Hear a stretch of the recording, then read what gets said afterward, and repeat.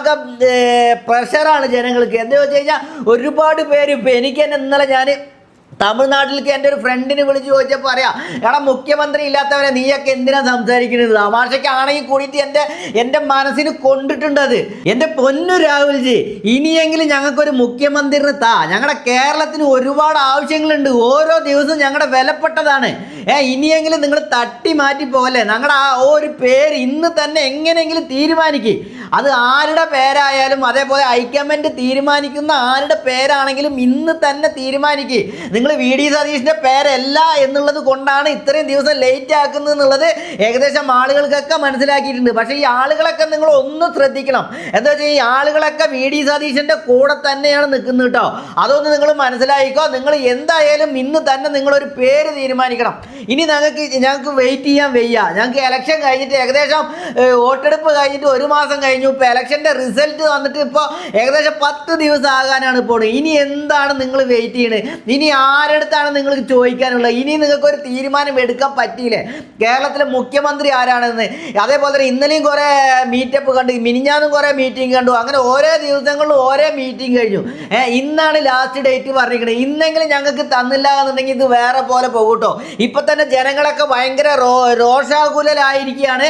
അതേപോലെ തന്നെ ജനങ്ങൾക്ക് ആകെ പ്രഷറാണ് ജനങ്ങൾക്ക്. എന്താ വെച്ച് കഴിഞ്ഞാൽ ഒരുപാട് പേര് ഇപ്പം എനിക്ക് തന്നെ ഇന്നലെ ഞാൻ തമിഴ്നാട്ടിലേക്ക് എൻ്റെ ഒരു ഫ്രണ്ടിനെ വിളിച്ച് ചോദിച്ചപ്പോൾ പറയാം, എടാ മുഖ്യമന്ത്രി ഇല്ലാത്തവരെ നീയൊക്കെ എന്തിനാ സംസാരിക്കുന്നത്, തമാശയ്ക്കാണെങ്കിൽ കൂടിയിട്ട് എൻ്റെ മനസ്സിന് കൊണ്ടിട്ടുണ്ട് അത്.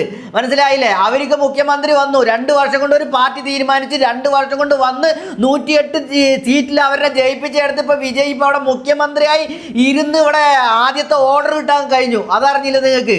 ഇവിടെ കേരളത്തിൽ വർഷാവർഷം കാലാകാലങ്ങളായിട്ട് പാർട്ടിയുള്ള പാർട്ടിയാണ്.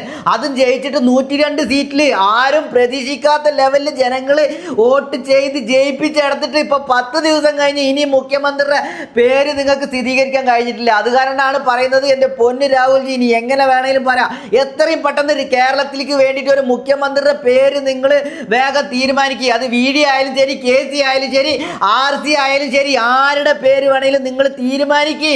നിങ്ങൾ ചങ്കൂറ്റത്തോടു കൂടി തീരുമാനിക്കുക. ഇന്ന് തന്നെ തീരുമാനിക്കുക. ഇനി വൈകിപ്പിക്കണ്ട. മനസ്സിലായില്ലേ? ആരായാലും ഭരണം നന്നായി കാഴ്ചവെക്കുന്നുള്ളത് കേരളത്തിൽ ജനങ്ങൾക്കറിയാം. പക്ഷെ കേരളത്തിലെ ജനങ്ങളുടെ മനസ്സിലുള്ളത് VD സതീശൻ മാത്രമാണ്. അതൊന്നും നിങ്ങൾ ആലോചിക്കട്ടോ. അങ്ങനെയല്ല നിങ്ങൾ വേറെ പേരുകളാണ് നിങ്ങൾ പറയുന്നത് എങ്കിൽ ഈ ഒരു 5 വർഷം മാത്രമേ കുറച്ച് കേരളത്തിൻ്റെ ഒരു നല്ലൊരു ഭരണം ഉണ്ടാവുള്ളൂ.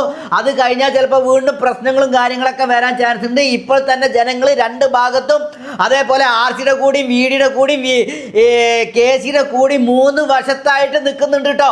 അപ്പോൾ അത് നിങ്ങൾ മറക്കാതിരിക്കുക. കൂടുതൽ 90% ജനങ്ങളും VDയുടെ കൂടെയാണ് നിൽക്കുന്നത്. അത് ഹൈക്കമാൻഡ് മനസ്സിലാക്കുക.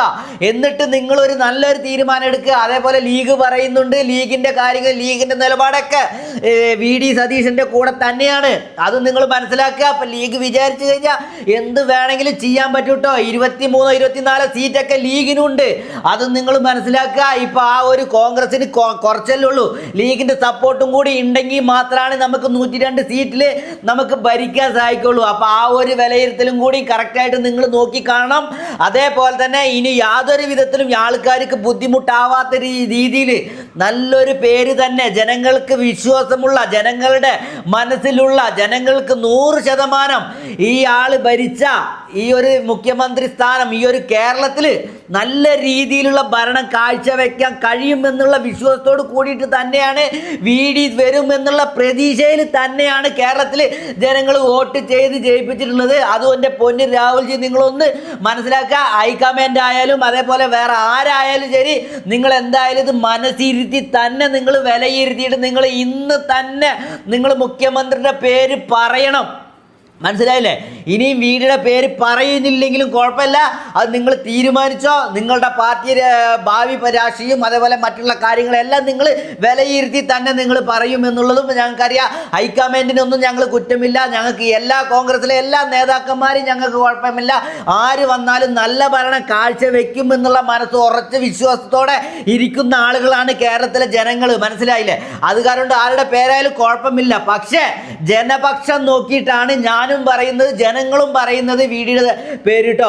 അപ്പോൾ അത് നിങ്ങൾ വിലയിരുത്തിക്കോ. ഇനി കൂടുതലൊന്നും പറയാനില്ല, ഇനി വെച്ച് താമസിപ്പിക്കണ്ട. എത്രയും പെട്ടെന്ന് താഴ്മയോടെ ഞാൻ രാഹുൽജിയുടെ അടുത്ത് പറയാണ്, ഇന്ന് തന്നെ നിങ്ങൾ പേര് പ്രഖ്യാപിക്കണം. ഇനി ഒരു ദിവസം പോലും വൈകിപ്പിക്കാൻ പറ്റില്ല എന്നുള്ളതാണ് കേരള ജനങ്ങളുടെ ആവശ്യം നിങ്ങൾ വിലയിരുത്തണം. ഈ ഒരു ആവശ്യം കേരള ജനങ്ങൾക്ക് വേണ്ടി മാത്രം പ്രവർത്തിക്കണം. മനസ്സിലായില്ലേ? ജനാധിപത്യ രാജ്യമാണെങ്കിൽ ജനങ്ങളുടെ ജനങ്ങളുടെ കാര്യം നിങ്ങൾ മനസ്സിലാക്കിയേ പറ്റുള്ളൂ. ജനങ്ങളുടെ വികാരം, ജനങ്ങൾ എന്താണ് പറയുന്നത് അത് നിങ്ങൾ കേൾക്കണം. മനസ്സിലായില്ലേ?